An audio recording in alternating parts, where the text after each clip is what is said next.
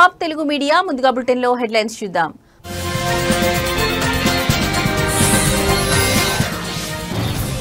ఉపరాష్ట్రపతి అభ్యర్థిగా మహారాష్ట్ర గవర్నర్ రాధాకృష్ణన్ ఎంపిక వెనుక బీజేపీ వ్యూహం ఉన్నట్లు సమాచారం.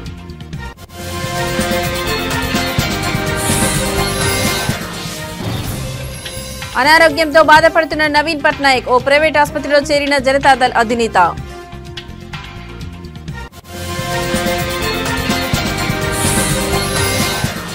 కేంద్ర మంత్రి జయశంకర్ తో మంత్రి లోకేష్ భేటీ. ఏపీలో డేటా సిటీ ఏర్పాటుకు సహకారం అందించాలని సూచన.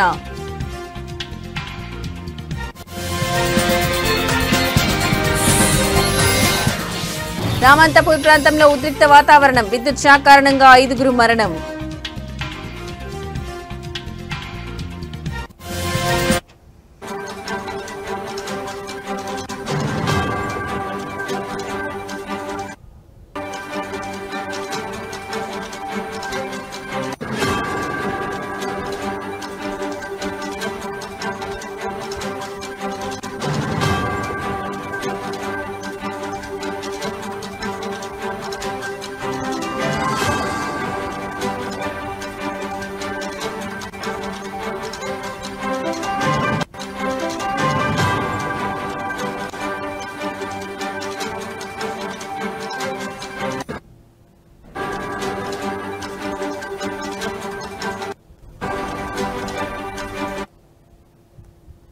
రైట్, ఇక బ్రేకింగ్ న్యూస్ చూస్తున్నాం. ఉపరాష్ట్రపతి అభ్యర్థిగా మహారాష్ట్ర గవర్నర్ సిపి రాధాకృష్ణన్ పేరును ఎన్డీఏ కూటమి ప్రకటించేసింది. అనూహ్యంగా ఊహాగానంలో వినిపించని పేరు తెరపైకి వచ్చి ఆశ్చర్యపరిచింది.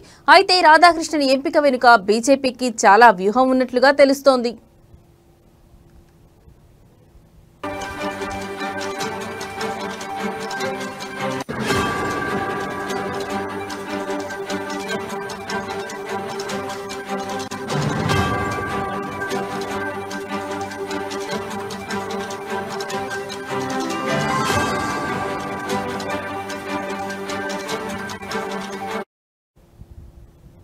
రాధాకృష్ణన్ స్వస్థలం తమిళనాడులోని తిరుప్పూర్. తమిళనాడులో ఆయనకు బీజేపీ నాయకులతో మంచి సంబంధాలు ఉన్నాయి.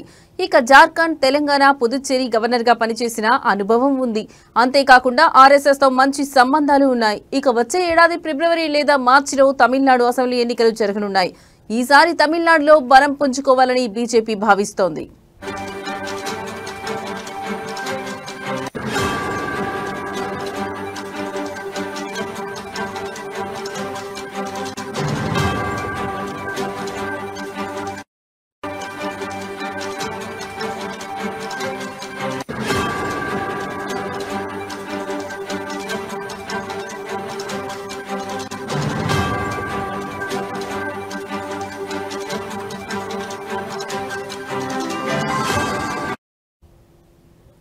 ఈ నేపథ్యంలో దక్షిణాది రాష్ట్రానికి చెందిన వ్యక్తికే ఉపరాష్ట్రపతి పదవి కట్టబెడితే ఎన్నికల్లో లబ్ధి పొందవచ్చని భావించినట్లుగా సమాచారం.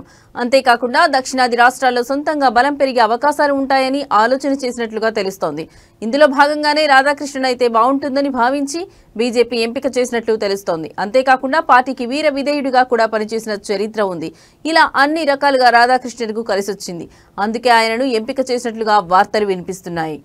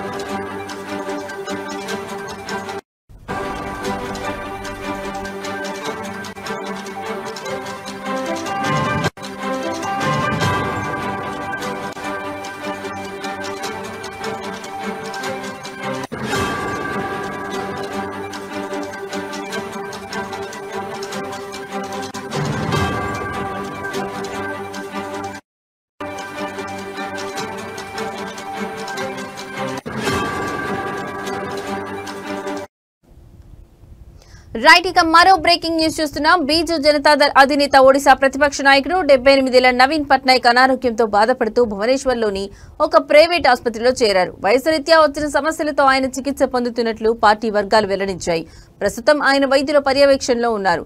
నవీన్ పట్నాయక్ ఆరోగ్యం గురించి పార్టీ ఎక్స్ లో ఒక పోస్ట్ చేసింది. డిహైడ్రేషన్ కారణంగా ఆయన భువనేశ్వర్లోని ఆసుపత్రిలో చేరారని, ప్రస్తుతం ఆయన ఆరోగ్య పరిస్థితి మెరుగుపడుతుందని, జగన్నాథుడి ఆశీస్సులు, ఒడిశా ప్రజల ప్రేమతో ఆయన త్వరలోనే ఆసుపత్రి నుంచి డిశ్చార్జ్ అవుతారని పోస్టులో పేర్కొంది.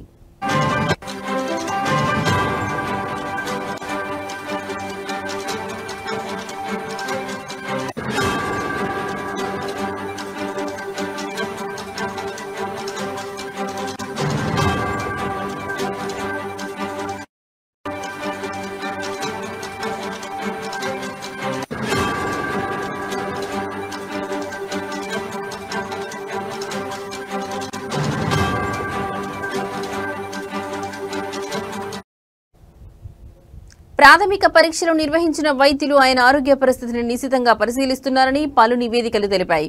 ఆయన ఆరోగ్య పరిస్థితిపై ఆసుపత్రి యంత్రాంగం మరికొన్ని గంటల్లో ప్రకటన విడుదల చేసే అవకాశం ఉంది. నవీన్ పట్నాయక్ ఆసుపత్రిలో చేరారనే వార్త బయటికి రావడంతో రాష్ట్ర వ్యాప్తంగా ఉన్న ఆయన మద్దతుదారులు, శ్రేయోభిలాషులను ఆందోళనకు గురయ్యారు.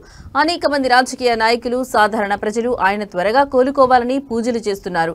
నవీన్ పట్నాయక్ ఇటీవల ముంబైలో సర్వికల్ ఆర్కిరైటిస్ శస్త్రచికిత్స చేయించుకున్న విషయం తెలిసిందే. అక్కడ ఆయన కొన్ని రోజులు నిపుణుల పర్యవేక్షణలో గడిపారు. ప్రస్తుతం ఆయన అనారోగ్యం మరోసారి పార్టీ కార్యకర్తల్లో ఆందోళనను రేకెత్తించింది.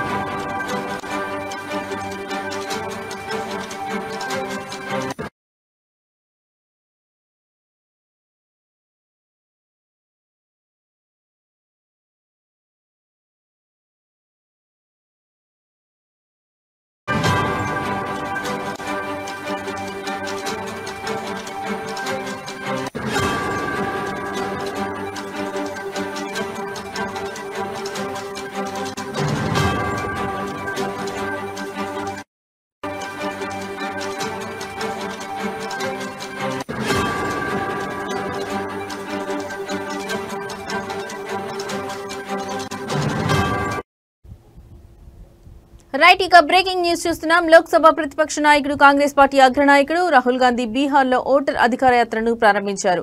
బీహార్లోని ససారాం ప్రారంభమైన యాత్రలో బీహార్ మాజీ సీఎం లలూ ప్రసాద్ యాదవ్, తేజస్వి యాదవ్, వామపక్ష పార్టీల నాయకులు పాల్గొన్నారు. ఈ యాత్ర దాదాపు 16 రోజుల పాటు రాష్ట్రంలోని 25 జిల్లాలు కవర్ చేస్తూ కొనసాగనుంది. యాత్ర ప్రారంభానికి ముందు రాహుల్ గాంధీ మాట్లాడుతూ బీజేపీ, ఆర్ఎస్ఎస్ దేశంలో రాజ్యాంగాన్ని నాశనం చేయడానికి ప్రయత్నిస్తున్నాయని విమర్శించారు.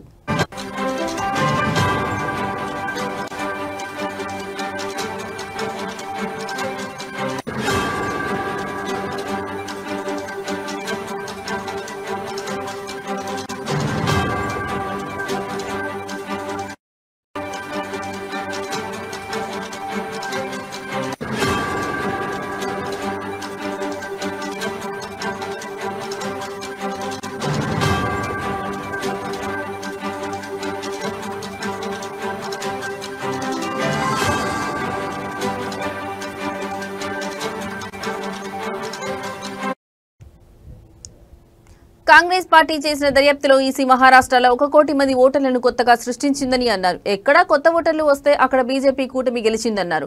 అసలు అన్ని చోట్ల అంతమంది కొత్త ఓటర్లు ఎక్కడి నుంచి వచ్చారని ప్రశ్నించారు. తమ పార్టీ ఆధ్వర్యంలో కొత్త ఓటర్లపై ఫిర్యాదు చేసినట్లు తెలిపారు. కర్ణాటకలో చేసిన దర్యాప్తులో అన్ని రికార్డులను పోల్చితే రాష్ట్రంలో ఒక్కో అసెంబ్లీలో 1,00,000కు పైగా ఓట్లు చోరీ అయినట్లు గుర్తించామన్నారు. వీటిపై ఈసీకి ఫిర్యాదు చేస్తే తమ నుంచి అఫిడవిట్ కోరిందని అన్నారు. వారి దగ్గర ఉన్న డాటా గురించి ప్రశ్నిస్తే ఇలా అడగడం సరైనదా అని ప్రశ్నించారు. సీసీటీవీ వీడియోగ్రఫీని అడిగితే దానికి కూడా నిరాకరించినట్లు తెలిపారు. దేశంలో చాలా చోట్ల లోక్సభ, అసెంబ్లీలో ఓట్లు చోరీకి గురి అవుతున్నాయన్నారు. ఓటర్లను విభజించడం ద్వారా బీహార్లో కూడా ఓట్లను చోరీ చేయడానికి వారు సిద్ధమవుతున్నారని, కానీ తాము బీహార్ ప్రజలు వారికి ఈ అవకాశం ఇవ్వమని స్పష్టం చేశారు.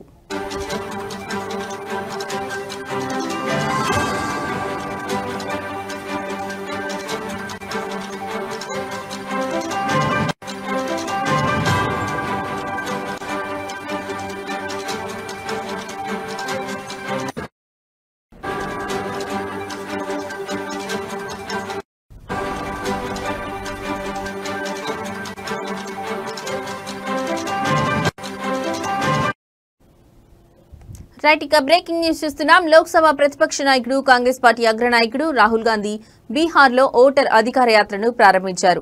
బీహార్లోని ససారాం ప్రారంభమైన యాత్రలో బీహార్ మాజీ సీఎం లూలు ప్రసాద్ యాదవ్, తేజస్వి యాదవ్, వామపక్ష పార్టీల నాయకులు పాల్గొన్నారు. ఈ యాత్ర దాదాపు 16 రోజుల పాటు రాష్ట్రంలోని 25 జిల్లాలు కవర్ చేస్తూ కొనసాగనుంది.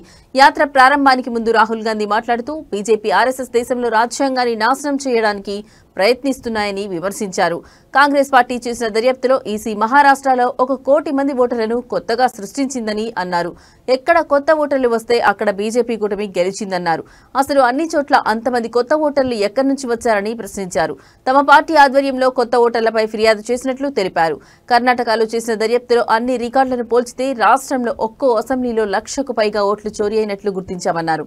వీటిపై ఈసీకి ఫిర్యాదు చేస్తే తన నుంచి అఫిడవిట్ కోరిందని అన్నారు. వాళ్ళ దగ్గర ఉన్న డాటా గురించి ప్రశ్నిస్తే ఇలా అడగడం సరైందా అని ప్రశ్నించారు. సీసీటీవీ వీడియోగ్రఫీని అడిగితే దానికి కూడా నిరాకరించినట్లు తెలిపారు. దేశంలో చాలా చోట్ల లోక్సభ అసెంబ్లీలో ఓట్లు చోరీకి గురి అవుతున్నాయన్నారు. ఓటర్లను విభజించడం ద్వారా బీహార్లో కూడా ఓట్లను చోరీ చేయడానికి వారు సిద్ధమవుతున్నారని, కానీ తాము బీహార్ ప్రజలు వారికి ఈ అవకాశం ఇవ్వమని స్పష్టం చేశారు.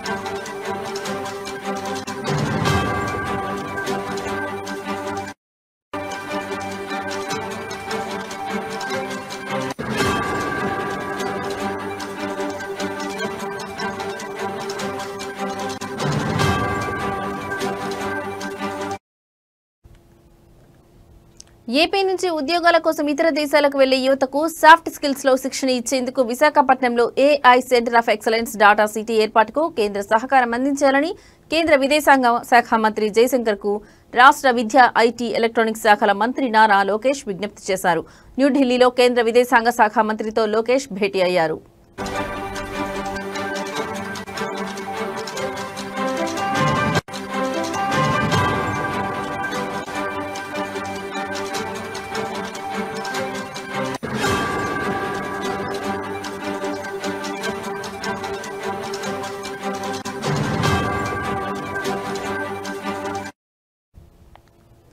ఈ సందర్భంగా మంత్రి లోకేష్ మాట్లాడుతూ విశాఖపట్నంలో డేటా సిటీని అభివృద్ధి చేయడం వల్ల భవిష్యత్తులో ఏపీ టెక్నాలజీ హబ్ గా తయారవుతుందని చెప్పారు. దీనికి సహకారం కావాలని కోరారు.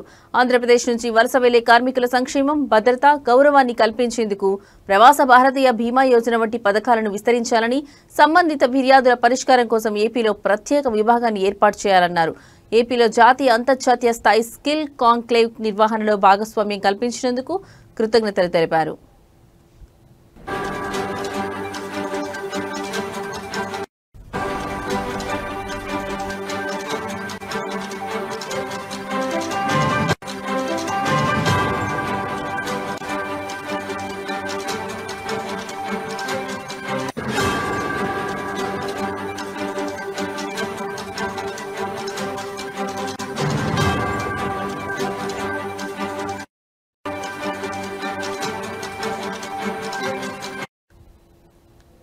వలస కార్మికులకు ఓవర్సీస్ ట్రైనింగ్, మైగ్రేషన్ ఇన్ఫ్రాస్ట్రక్చర్ కోసం ఫాస్ట్ ట్రాక్ అనుమతులతో పాటు నిధులు మంజూరు చేయాలని మంత్రి నారా లోకేష్ కోరారు. ఇటీవల సీఎం చంద్రబాబు నేతృత్వంలో ఆంధ్రప్రదేశ్ ప్రభుత్వ బృందం సింగపూర్ పర్యటన వివరాలు, వివిధ రంగాల్లో రాష్ట్ర అభివృద్ధికి సింగపూర్ ప్రభుత్వంతో జరిగిన చర్చల గురించి లోకేష్ వివరించారు. దీనికి మీ పూర్తి సహకారం కావాలని లోకేష్ మంత్రి జయశంకర్ను కోరారు.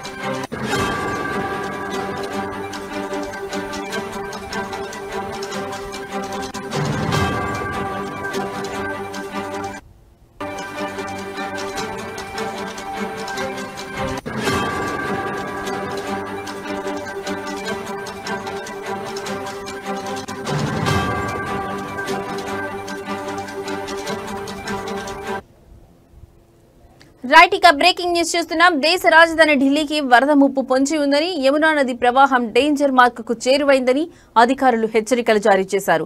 ఓల్డ్ రైల్వే బ్రిడ్జ్ వద్ద ఆదివారం సాయంత్రం యమునా నది ప్రవాహ స్థాయిలు 204.5 మీటర్లకు చేరాయని తెలిపారు. నదీ ప్రవాహం 205.33 మీటర్లకు చేరుకుంటే ముప్పు పొంచి ఉన్నట్లేనని అధికారులు తెలిపారు.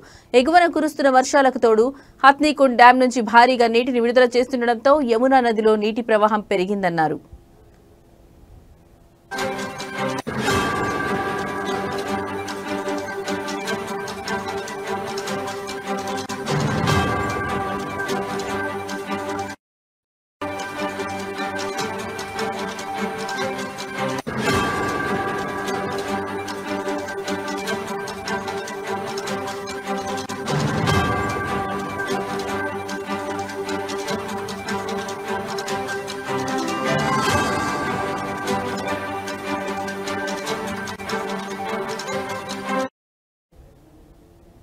ప్రస్తుత పరిస్థితిని బట్టి యమునా నది నీటి ప్రవాహం డేంజర్ మార్కును దాటుతుందని అంచనా వేశారు. ఈ నేపథ్యంలో యమునా తీర ప్రాంతంలోని ప్రజలను సురక్షిత ప్రాంతాలకు తరలించే ఏర్పాట్లు చేస్తున్నట్లు వివరించారు.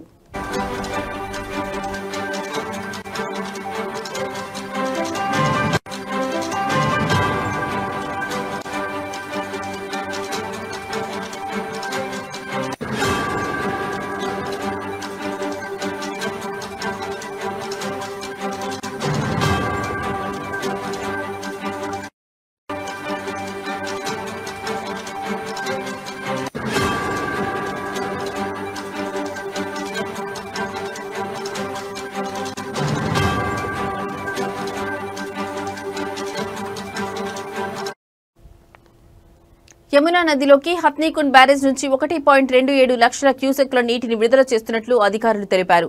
వజీరాబాద్ బ్యారేజ్ నుంచి 46,000 క్యూసెక్ల నీటిని వదులుతున్నట్లు చెప్పారు. ఈ రెండు బ్యారేజ్ల నుంచి విడుదలయ్యే నీరు ఢిల్లీ దాకా చేరుకోవడానికి సుమారు 48 నుంచి 50 గంటలు పడుతుందని అన్నారు. దీంతో ఢిల్లీలోని లోతట్టు ప్రాంతాలను నీట మునిగే అవకాశం ఉందని తెలిపారు.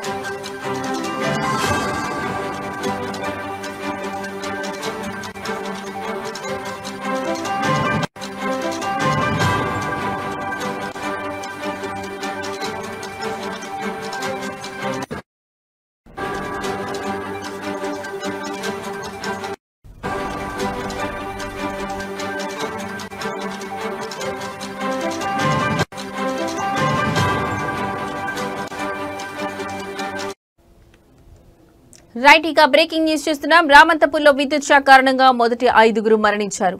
ఈ ఘటనలో తీవ్రంగా గాయపడిన గణేష్ అనే వ్యక్తి ఉస్మానియా ఆసుపత్రిలో చికిత్స పొందుతూ మరణించడంతో మృతుల సంఖ్య 6కు చేరింది.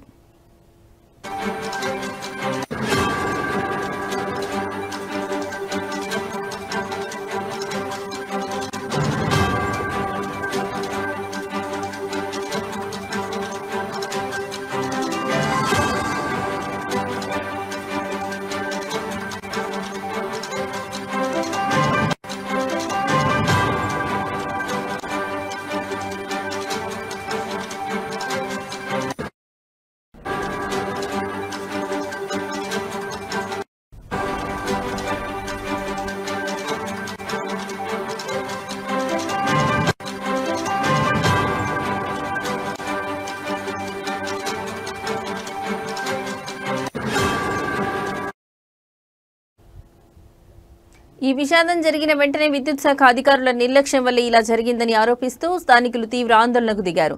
ఘటనా స్థలాన్ని పరిశీలించడానికి వచ్చిన విద్యుత్ శాఖ సీఎండీ ముషారఫ్ అలీని ప్రజలు చుట్టుముట్టి తమ నిరసనను వ్యక్తం చేశారు. పోలీసులు జోక్యం చేసుకుని పరిస్థితిని అదుపులోకి తెచ్చారు. ఈ ఘటనతో రామంతపూర్ ప్రాంతంలో ఉద్రిక్త వాతావరణం నెలకొంది.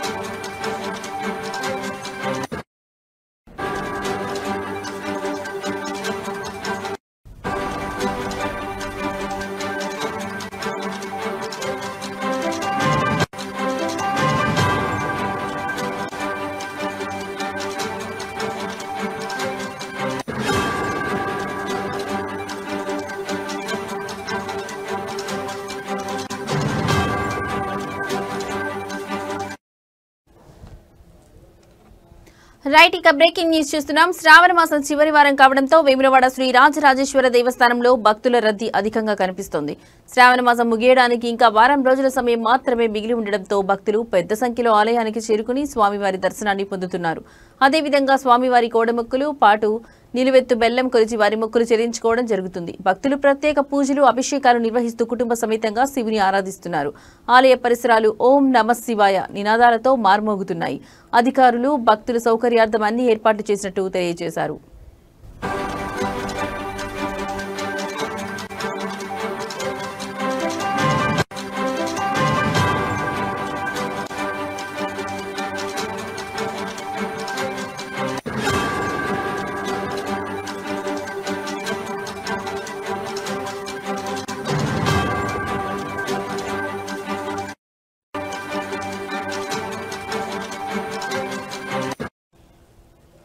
రైట్ ఇక బ్రేకింగ్ న్యూస్ చూస్తున్నాం. శ్రావణ మాసం చివరి వారం కావడంతో వేములవాడ శ్రీ రాజరాజేశ్వర దేవస్థానంలో భక్తుల రద్దీ అధికంగా కనిపిస్తోంది. శ్రావణ మాసం ముగియడానికి ఇంకా వారం రోజుల సమయం మాత్రమే మిగిలి ఉండడంతో భక్తులు పెద్ద సంఖ్యలో ఆలయానికి చేరుకుని స్వామివారి దర్శనాన్ని పొందుతున్నారు. అదేవిధంగా స్వామివారి కోడెమొక్కులు పాటు నిలువెత్తు బెల్లం కొలిచి వారి మొక్కులు చెల్లించుకోవడం జరుగుతుంది. భక్తులు ప్రత్యేక పూజలు అభిషేకాలు నిర్వహిస్తూ కుటుంబ సమేతంగా శివుని ఆరాధిస్తున్నారు. ఆలయ పరిసరాలు ఓం నమః శివాయ నినాదాలతో మార్మోగుతున్నాయి. అధికారులు భక్తుల సౌకర్యార్థం అన్ని ఏర్పాట్లు చేసినట్టు తెలియజేశారు.